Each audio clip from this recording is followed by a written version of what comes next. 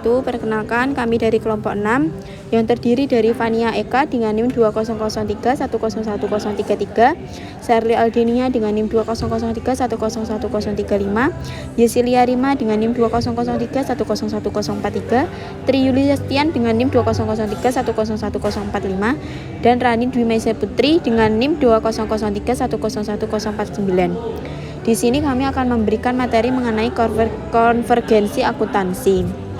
Materi pertama yaitu internasionalisasi, standarisasi, harmona, dan konvergensi akuntansi. Dibedakan antara pengertian standarisasi akuntansi dan pengertian harmonisasi akuntansi.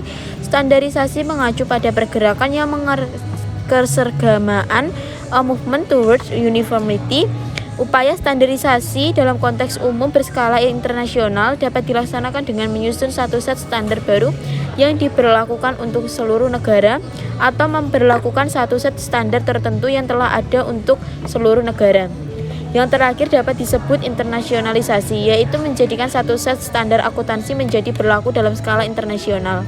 Baik standarisasi maupun internasionalisasi mempunyai muara yang sama, yaitu standar akuntansi global. Ini sangat sulit atau bahkan mungkin tidak mungkin dilaksanakan adanya perbedaan lingkungan bisnis antar negara yang tidak mungkin dihilangkan. Pertama, konvergensi akuntansi. Sejak awal tahun 1960-an telah dirasakan bahwa arus modal lintas negara mengalami peningkatan dari tahun ke tahun. Saudagaraan 2001. Sehubungan dengan hal itu, maka semakin dibutuhkan pula laporan keuangan yang merupakan sumber informasi keuangan yang berguna bagi investor dalam pengambilan keputusan ekonomi yang terkait dengan investasi yang diberlakukan. Hakikat pengambilan keputusan investasi adalah pemilihan alternatif investasi yang terbaik dari berbagai alternatif yang tersedia. Karena pemilihan hanya dapat dilaksanakan jika dapat dilakukan perbandingan, maka untuk dapat dilakukan pengambilan keputusan investasi yang tepat diperlakukan laporan keuangan yang menyajikan informasi keuangan yang komparabel atau dapat diperbandingkan.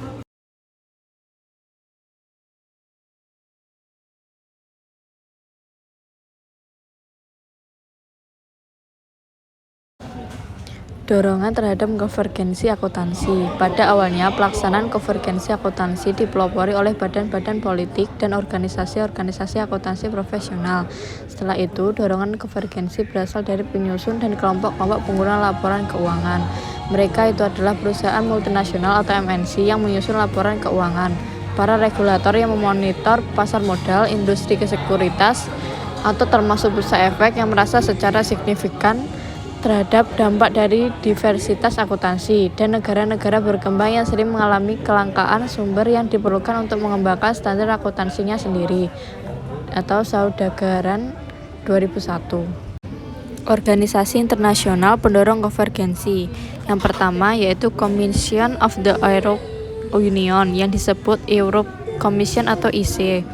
Yang kedua, International Organization of Securities Commission atau IOSCO. Yang ketiga, International Federation of Accountants atau IFAC.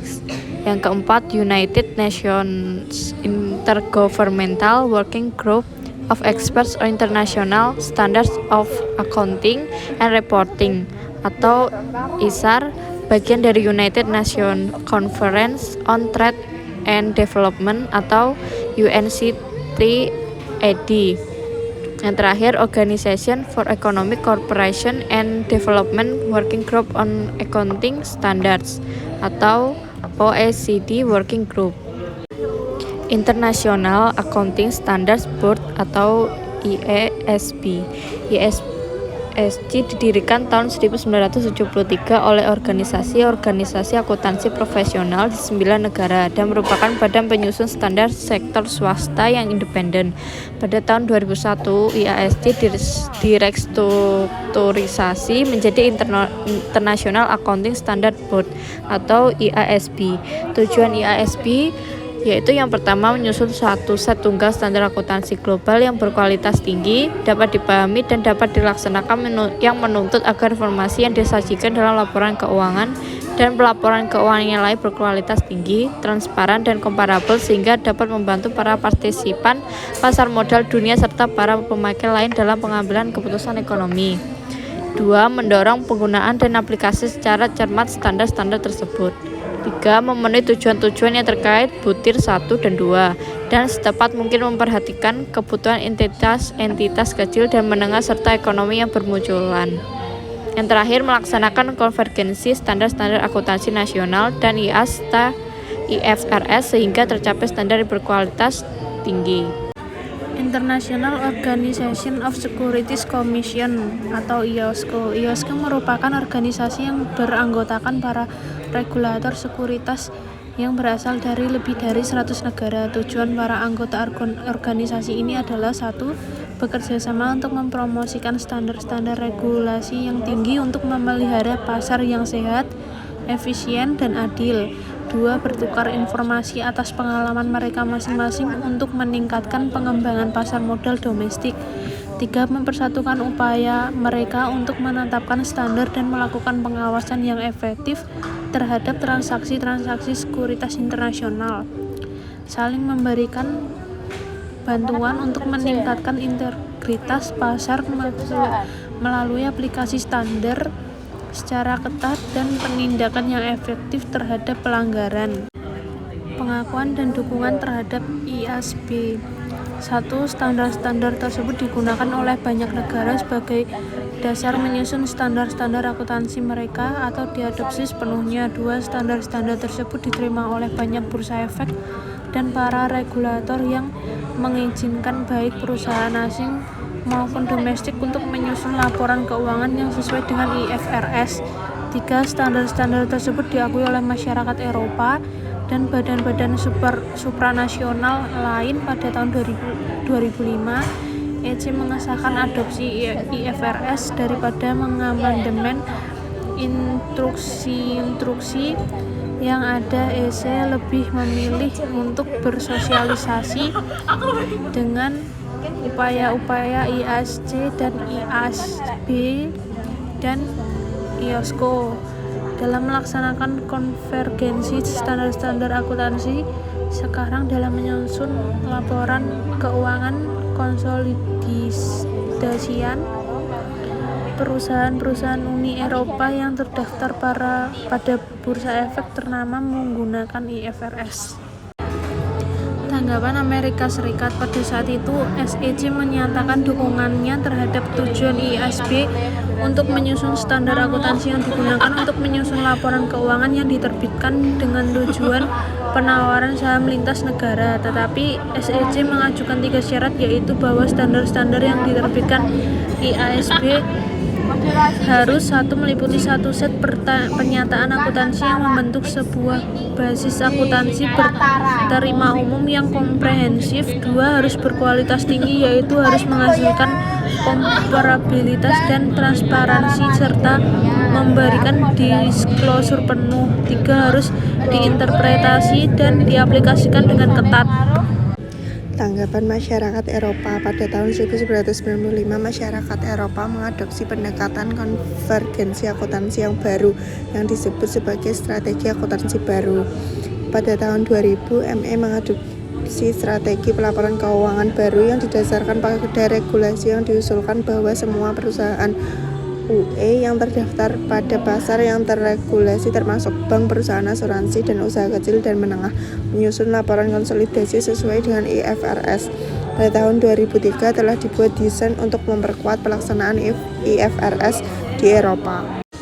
Adopsi oleh Indonesia. Dalam mengadopsi IFRS, Indonesia tertinggal dibandingkan dengan Filipina, Singapura, Malaysia, dan Thailand. Filipina dan Singapura sudah mengadopsi IFRS kata demi kata. Untuk standar lokal, Malaysia dan Thailand sudah mengadopsi sebagian standar IFRS kata demi kata, sementara standar yang lain masih mengandung perbedaan. Sementara itu, Indonesia masih berada dalam tahap mengacu IFRS dalam menyusun pernyataan standar akuntansi nasional.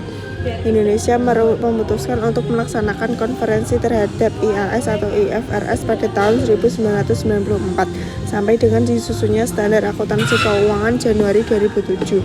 Dewan Standar Akuntansi Keuangan telah menerbitkan 57 standar dengan rincian 28 standar mengacu IFRS, 20 standar mengacu PABU-AS, 1 standar mengacu standar akuntansi Bahrain, dan 8 standar dibuat sendiri.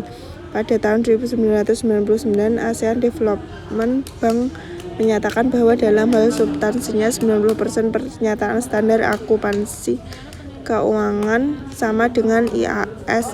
Jika sampai saat ini PSAK telah banyak berkiblat pada IAS. Perlukah Indonesia mengadopsi IAS atau IFRS? Tentu saja perlu agar standar laporan keuangan Indonesia mendapat pengakuan yang tinggi. Tetapi menurut Indra Wijaya 2007 ada dua hal yang penting yang harus diperhatikan. Yang pertama, kesadaran akuntan untuk berperilaku profesional dan menjunjung tinggi profesi. Semakin pandai setoran akuntan, semakin berbahaya jika tidak menjunjung tinggi etika profesi. Yang kedua, adanya regulator yang mempunyai daya paksa terhadap semua perusahaan dan semua akuntan untuk mematuhi regulasi yang telah ditetapkan. Tanpa kekuatan memaksa, regulasi atau aturan apapun tidak akan mempunyai manfaat dalam upaya pencapaian tujuan yang diinginkan.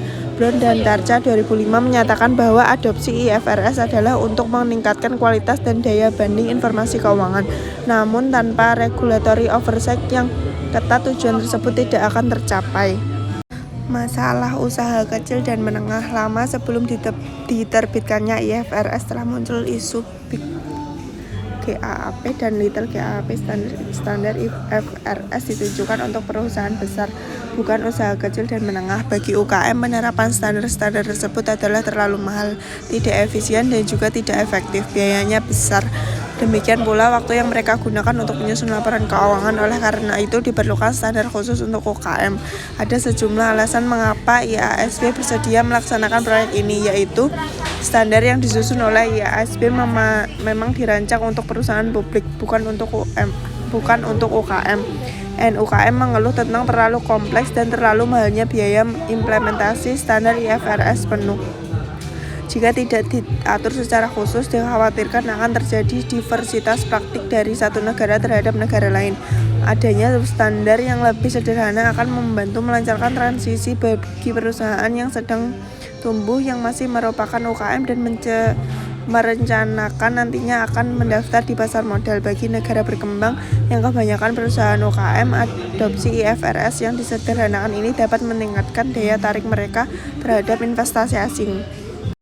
Sekian presentasi dari kelompok kami. Mohon maaf apabila ada salah kata dalam penyampaian. Wassalamualaikum warahmatullahi wabarakatuh.